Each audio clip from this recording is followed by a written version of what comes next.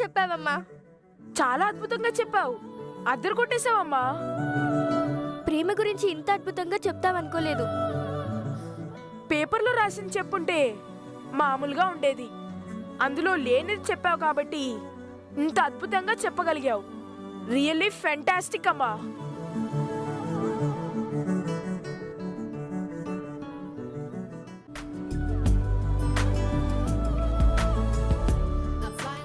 అవునమ్మా, నీ మనసులో నాన్న మీద ఎంత ప్రేమ ఉందో ఈ రోజు తెలిసింది.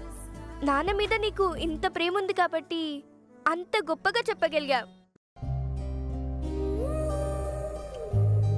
నువ్వు నిజం చెప్పావు కాబట్టి నాన్నంత హ్యాపీగా ఫీల్ అయ్యారు. నాన్న మీద నీకున్న ప్రేమ ఎప్పుడు ఇలాగే ఉండాలమ్మా. థ్యాంక్ యూ వెరీ మచ్ అమ్మా. అమ్మ ఇంకా నాన్నని ప్రేమిస్తున్న మూడ్లోనే ఉంది. ఆ మూడ్ని మనం డిస్టర్బ్ చేయకూడదు. పదన్నయ్య.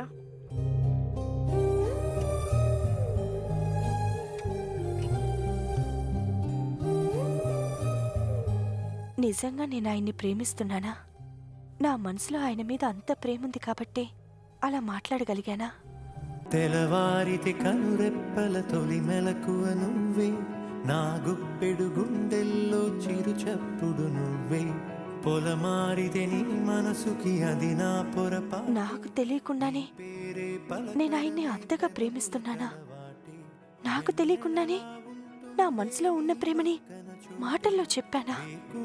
చూస్తోందే నువ్వు నడిచిన బాటే, ప్రాణాలే తీస్తోందే నీ ఊహలతోటే. ఆయన మీద ప్రేమ అనేది లేకపోతే అలా ఎలా మాట్లాడగలుగుతాను?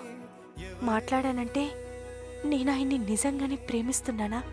ఎవరే ప్రేమను మాయంది, ఎవరే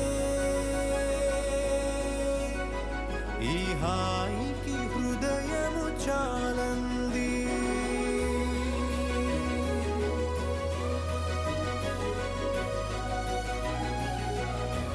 నా జీవితంలో ఇలాంటి అద్భుతమైన రోజు వస్తుందని నేను కల్లో కూడా ఊహించలేదు మీనమ్మా. Thank you మీనమ్మా. నా పుట్టినరోజు నాడు నువ్వు నా బర్త్డే సెలబ్రేషన్స్ చేస్తే నీ మనసు మారింది అనుకుని, నువ్వు మారిపోయావు అనుకుని చాలా పొంగిపోయాను. ఈరోజు అంతకు మించి 1000 రెట్ల ఆనందంగా ఉంది మీనమ్మా.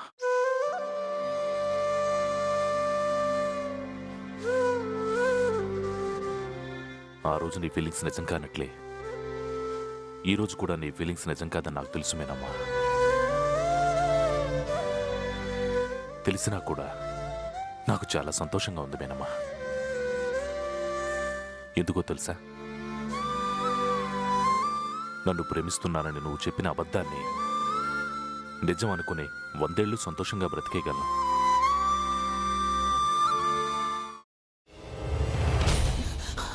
నువ్వు ఇంకేమన్నా చెప్పాలా? ఇంకేమన్నా అబద్ధం చెప్పాలనుకుంటే చెప్పేయి. నేను చూడాలనుకుంటున్నాను నన్ను మోసం చేయడానికి నువ్వు ఎంత నీచానికి దిగజారగలవు అని. ఎందుకు ఆలియా, ఎందుకు నువ్వు ఇలా చేసావు? నీకు తెలుసు కదా నానమ్మ తర్వాత నీ ఒక్కదానిని కదా నేను పూర్తిగా నమ్మేది. ఏమన్నావు నువ్వు? ఈ మధ్య అన్నిటినీ మర్చిపోతున్నావా? అది చాలు. వాటిలో ఉన్న శక్తి విషయాన్ని గ్రహించి మనకు వివరిస్తాయి.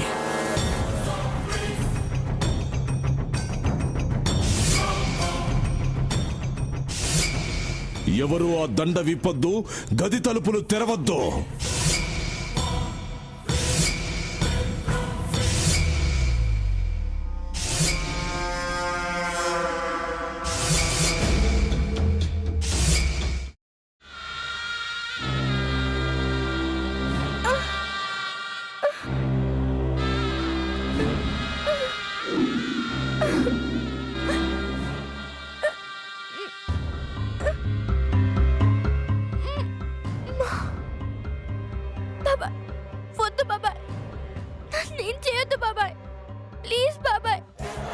నిజం తెలిసినప్పుడే నా ఆలోచనలో నువ్వు చచ్చిపోయావు.